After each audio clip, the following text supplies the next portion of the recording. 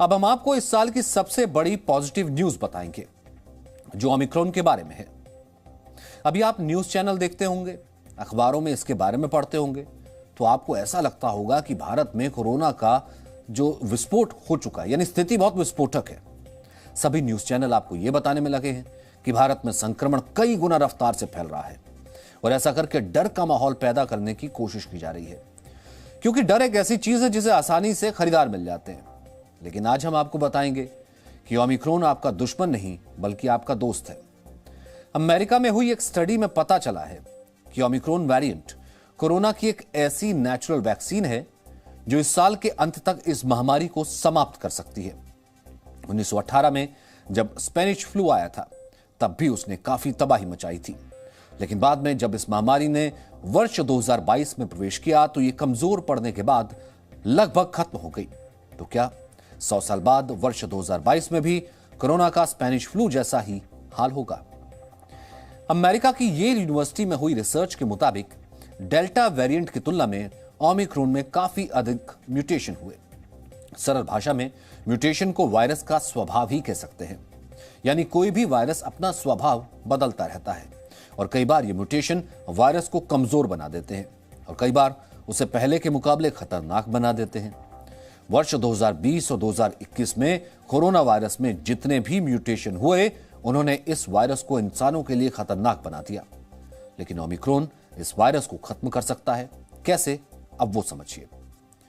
यह बात तो आपको पता ही है कि ओमिक्रॉन डेल्टा वेरिएंट की तुलना में तेजी से फैलता है, लेकिन अमेरिका में हुई स्टडी कहती है कि इसके संक्रमण फैलने की यही रफ्तार इस महामारी को खत्म करने में मददगार साबित होगी।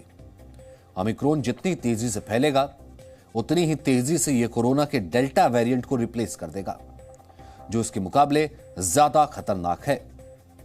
दूसरी बात, ओमिक्रॉन ज्यादा संक्रामक जरूर है, लेकिन ज्यादातर मामलों में इसमें मरीज को अस्पताल में भर्ती होकर इलाज कराने की जरूरत नहीं पड़ती, बल्कि जैसे सामान्य सर्दी जुकाम 4-5 दिन में चला जाता है, वैसे ही इसके लक्षण भी 4-5 दिन में चले जाते हैं। और इसे आप इस बात से समझ सकते हैं कि अमेरिका में ओमिक्रॉन से संक्रमित मरीजों के लिए होम आइसोलेशन केवल 4-5 दिन का कर दिया गया है। वहां जिन लोगों को ओमिक्रॉन हुआ वो संक्रमित होने के 5 दिन बाद लक्षण नहीं होने पर घर से बाहर जा सकते हैं। हालांकि इस दौरान उन्हें मास्क लगाकर रखना होगा। सबसे महत्वपूर्ण बात यह कि यह वेरिएंट एक नेचुरल वैक्सीन का भी काम कर रहा है। ब्रिटेन में जो लोग ओमिक्रॉन से ठीक हो चुके हैं उनमें हाई लेवल की एंटीबॉडीज मिली है। एंटीबॉडीज आपके शरीर का वो रक्षा कवच है जो कोरोना जैसे वायरस और दूसरी बीमारियों से लड़ता है। और अभी आप जो वैक्सीन लगवाते हैं उससे भी शरीर में एंटीबॉडीज ही बनती है।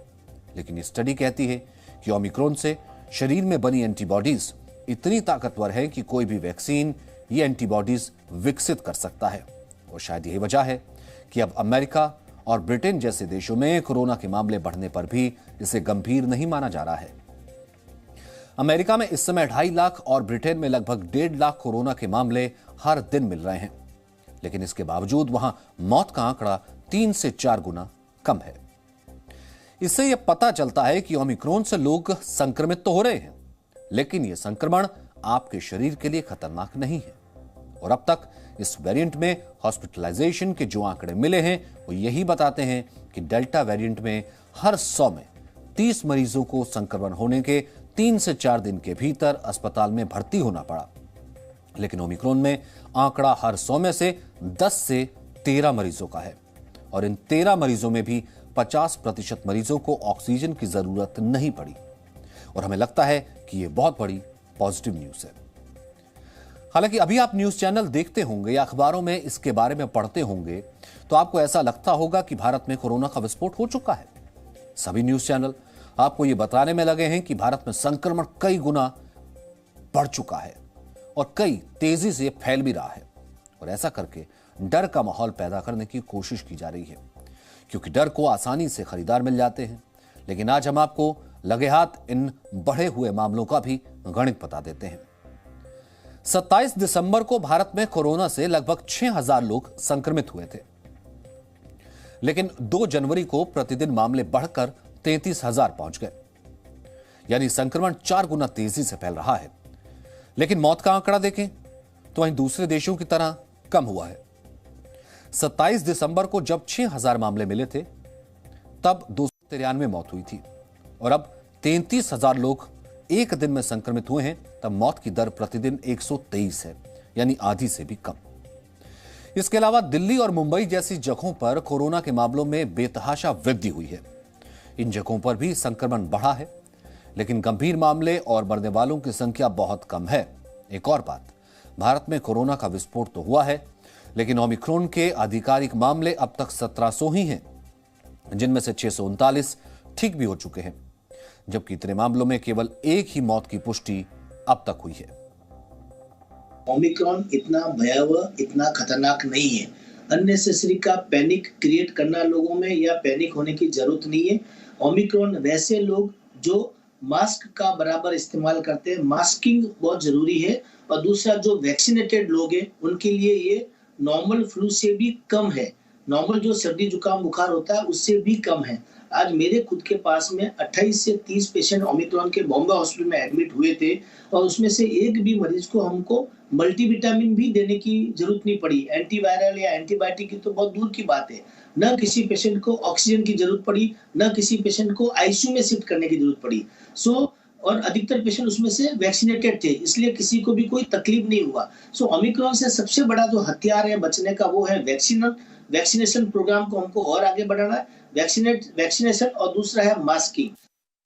अभी तक जो हमारे से मिलती जुलती सिचुएशन है दुनिया में वो साउथ अफ्रीका की है। वहां पर बहुत तेजी से केसेस बढ़े और उसके बाद 3-4 हफ्ते के अंदर ही वो केसेस कम भी हो गए, क्योंकि वहां पर भी नेचुरल इन्फेक्शन बहुत ज्यादा था और यहाँ पर भी नेचुरल इन्फेक्शन बहुत है। हमें एक एडेड एडवांटेज है कि यहाँ के 90% से ज्यादा वयस्कों को टीका लग चुका है और करीब 67-68% वयस्कों को 2 टीके लग चुके हैं। तो हमारी सिचुएशन बहुत बेहतर है। लेकिन ये कहने के बाद ये जरूरी है कि हम सावधानी नहीं बरतें, क्योंकि ओमिक्रॉन इन्फेक्शन की वजह से भी दाखिले की जरूरत पड़ सकती है, और खास तौर पे वो जिनको कोमॉर्बिडिटीज हैं और जो बड़ी उम्र के हैं। और इसी वजह से ये जो वैक्सीन की एडिशनल डोज 10 जनवरी से प्रारंभ की जा रही है चिकित्सकों के लिए और फ्रंटलाइन वर्कर्स के लिए, और साथ में 60 से ऊपर जिनको कोमॉर्बिडिटीज हैं, इसी वजह से ये शुरू किया गया है।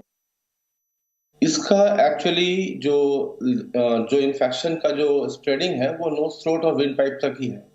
और क्योंकि ये विंड पाइप तक यानी अपर रेस्पिरेटरी ट्रैक्ट तक ही सीमित रहता है और ये लंग्स के अंदर भी चूंकि रीच नहीं कर पा रहा है, तो जो हमारा पहले वो एक फैक्टर था, एस फैक्टर, एसी फैक्टर, जिसको रिसेप्टर होता था, जिसकी वजह से वो निमोनिया वाले सिम्टम्स और पैचेस वगैरह दिखना शुरू हो जाते थे, वो काफी हद तक कम हो चुके हैं। तो बेसिकली ओमिक्रॉन जो है एक माइल्डर वर्जन है, डेफिनेटली एक माइल्डर वर्जन है।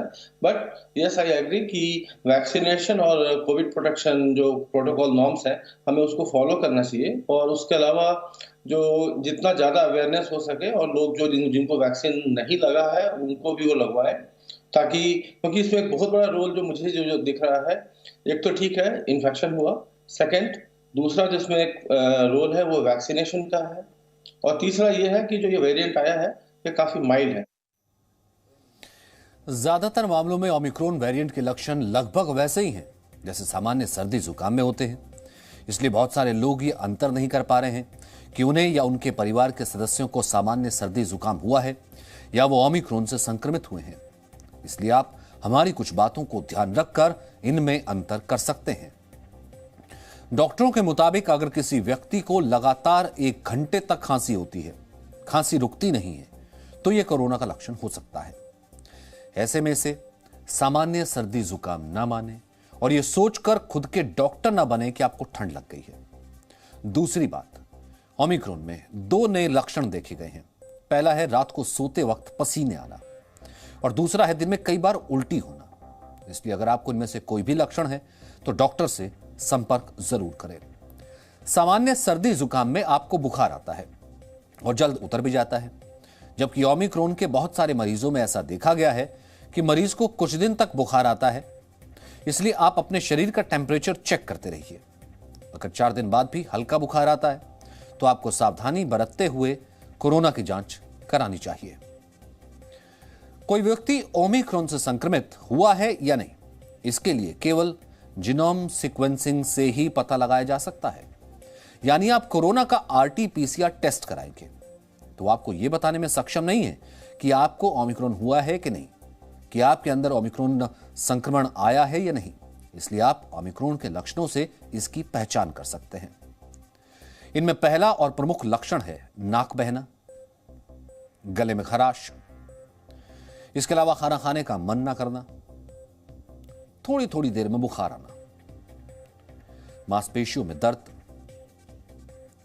थकान महसूस होना। और 2 लक्षण हम आपको बता ही चुके हैं, रात को सोते वक्त पसीना आना और लगातार कई बार उल्टी होना। डॉक्टरों के मुताबिक अगर आपको ये लक्षण 3-4 दिन तक रहते हैं तो आपको कोरोना का RT-PCR टेस्ट जरूर कराना चाहिए। अगर ज्यादा तकलीफ है तो आप पहले दिन भी टेस्ट करा सकते हैं। Presenting B News app available on Google Play and App Store. Download it now.